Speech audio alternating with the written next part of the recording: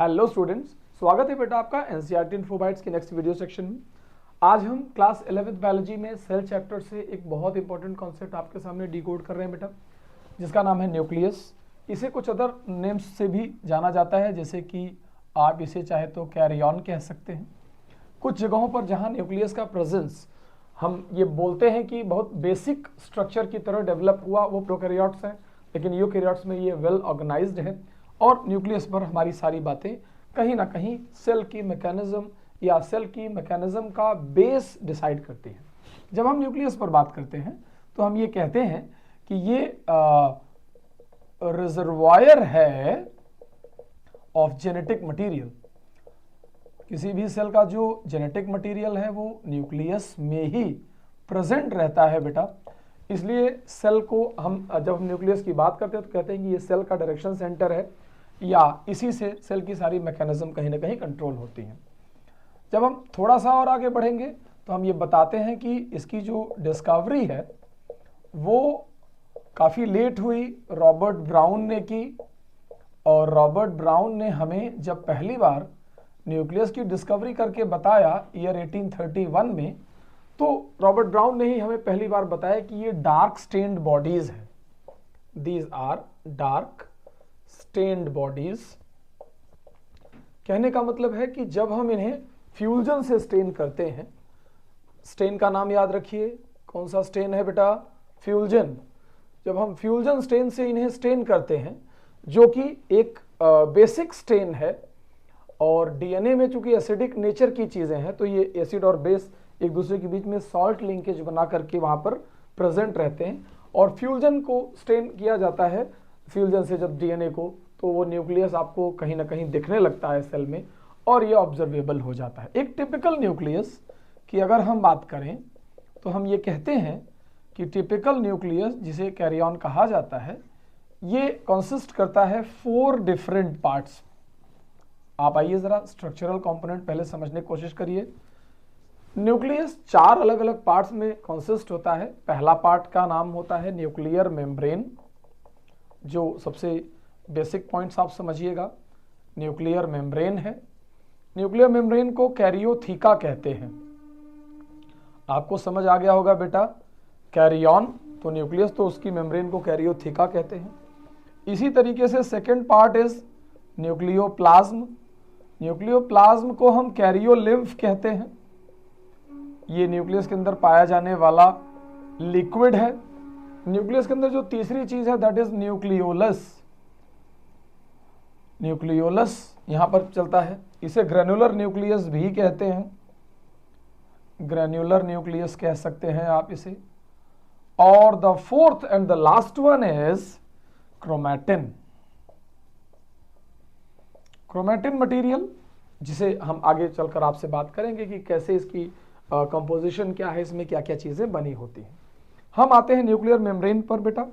2 बातें बस समझने लायक हैं। पहली बात, न्यूक्लियर मेम्ब्रेन डबल मेम्ब्रेनस है, और इनके बीच की जो स्पेसिंग है उसकी स्पेसिंग का नाम पेरी न्यूक्लियर स्पेस है। Peri nuclear space. Peri nuclear space is the spacing between 2 nuclear membrane.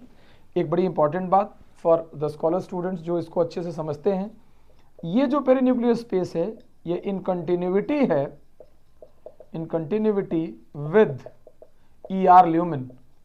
आपको ये बात मैं डायग्रामेटिकली समझा देता हूं बेटा। जैसे अगर आप न्यूक्लियस के स्ट्रक्चर की बात करें तो जैसे मान लीजिए इस तरीके से nuclear membrane double layer structure हमें दिखाई जाती है, ठीक है, आप समझते जाइए। तो जब हम इन मेम्ब्रेन्स के आउटर बाउंड्री पर बात करते हैं तो आप कहते हैं कि यहीं से ईआर कंटिन्यू हो जाता है। तो जो ईआर का ल्यूमेन है, this is ER lumen. So you can easily understand कि ईआर का ल्यूमेन ही पेरी न्यूक्लियर स्पेस के फॉर्म में कंटिन्यू होकर के यहां तक आ जाता है। फिर हम न्यूक्लियोप्लाज्म की बात करते हैं। न्यूक्लियोप्लाज्म बहुत बेसिक कंपोनेंट से बना हुआ, मतलब मैं बोलता हूं कि वाटर है, मिनरल है, फूड है और वेस्ट है। 4 चीजों से मिलकर बनी हुई चीज है। बेसिक अंडरस्टैंडिंग में आपको ये ले जाना चाहता था कि जो न्यूक्लियोप्लाज्म होता है बेटा, वो इन चारों चीजों से बना है। ये थोड़ा विस्कस होता है, एंड इन दैट मैनर ये सपोर्ट करता है न्यूक्लियर मेम्ब्रेन को, इट सपोर्ट न्यूक्लियर मेम्ब्रेन, ताकि न्यूक्लियर मेम्ब्रेन सकम्ब होकर के पिचक ना जाए, तो ये उसको सपोर्ट करता है। न्यूक्लियोप्लाज्म में आपको कुछ खास बात नहीं जाननी है, बस इतना जानते रहिए। न्यूक्लियोलस इंपॉर्टेंट चीज है, डिस्कवर्ड बाय फोंटाना, एक साइंटिस्ट हैं बड़े फेमस जिनका नाम है फोंटाना, उन्होंने इसकी डिस्कवरी करी है।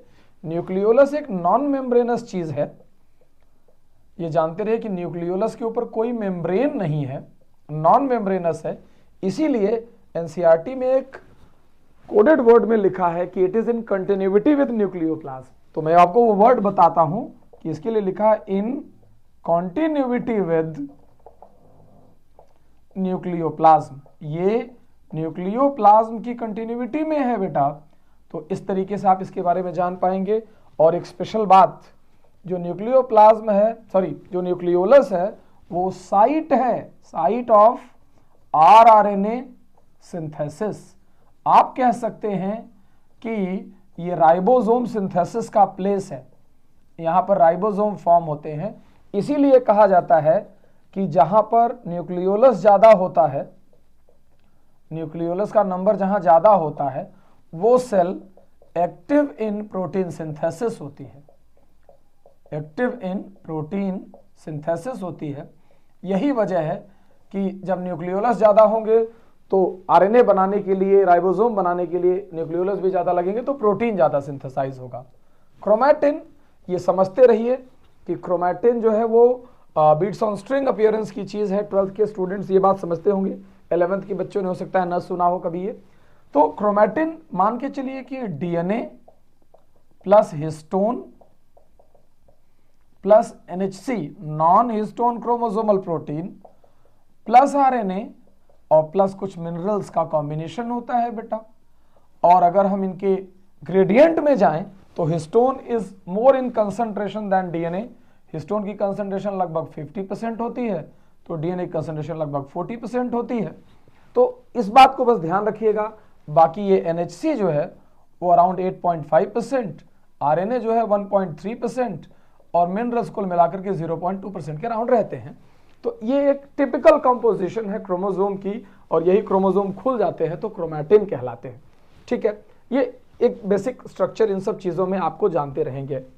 कुछ और स्पेशल बातें ये भी जान लीजिए कि importance of nucleolus, sorry nucleus, जब हम इंपॉर्टेंस ऑफ न्यूक्लियस की बात करते हैं डॉक्टर्स, तो importance of nucleus was first explained by Joachim Hammerling नाम के एक साइंटिस्ट हैं।